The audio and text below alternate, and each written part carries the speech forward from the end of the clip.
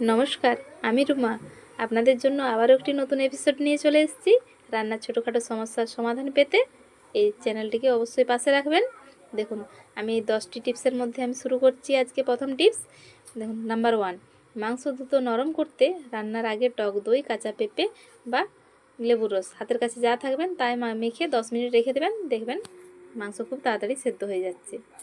মুরগির মাংস যেন শুকিয়ে না যায়, মুরগির মাংস বেশি সময় ধরে রান্না করলে শুকিয়ে যায়, তাই মাঝারি আঁচে রান্না করুন ও রান্নার শেষের দিকে ঢেকে রাখুন, দেখবেন খুব ভালো হয়েছে।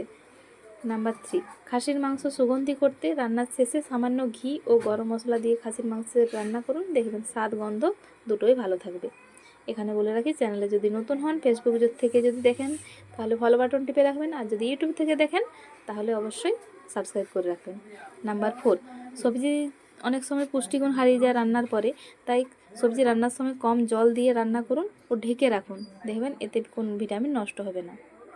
নাম্বার 5, সবজির সুন্দর রং বজায় রাখতে রান্নার সময় সামান্য চিনি দিয়ে সবজির রান্না করুন, দেখবেন প্রাকৃতিক রং ঠিক থাকবে। নাম্বার 6, আমরা অনেক সময় কম তেলে বেগুন ভাজতে চাই, তাই বেগুন ভাজার সময় যাতে বেগুন বেশি তেল শোষণ না করতে পারে, সেই কারণে বেগুন ভাজার আগে লবণ মাখিয়ে 10 মিনিট রেখে দিন, এতে তেল কম শোষণ করবে। নাম্বার 7, রুটি নরম রাখতে আটার সাথে সামান্য দুধ বা টক দই মিশিয়ে মাখলে রুটি নরমও থাকবে, আর আটাটা মাখার পর যে আটাটা শুকনো হয়ে যায় সে শুকনোও হবে না, খেতেও খুব স্বাদ হবে। নাম্বার 8, খাবারে পোড়া গন্ধ দূর করতে বা খাবার পুড়ে গেলে একটা রুটি বা ব্রেড হাতের কাছে যাই থাকুক সেটাই ঝোলের মধ্যে দিয়ে কিছুক্ষণ রেখে দেবেন, দেখবেন পোড়া গন্ধ অনেকটা কমে গেছে। নাম্বার 9, পেঁয়াজ কাটার সময় চোখে জল আসে, সেই চোখে জল আসা বন্ধ করতে পেঁয়াজ কাটার আগে 10 মিনিট ভিজিয়ে রাখতে পারেন, বা ছুরির জলে ভিজিয়ে রাখলে চোখে জল আসবে না।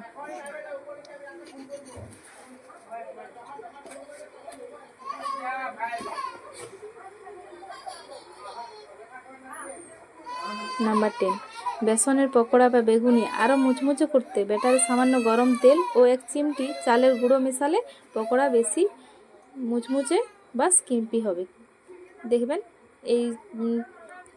এটা করে দেখবেন খুব ভালো ফল পাবেন। অবশ্যই চ্যানেলটিকে সাবস্ক্রাইব করে রাখবেন। ধন্যবাদ।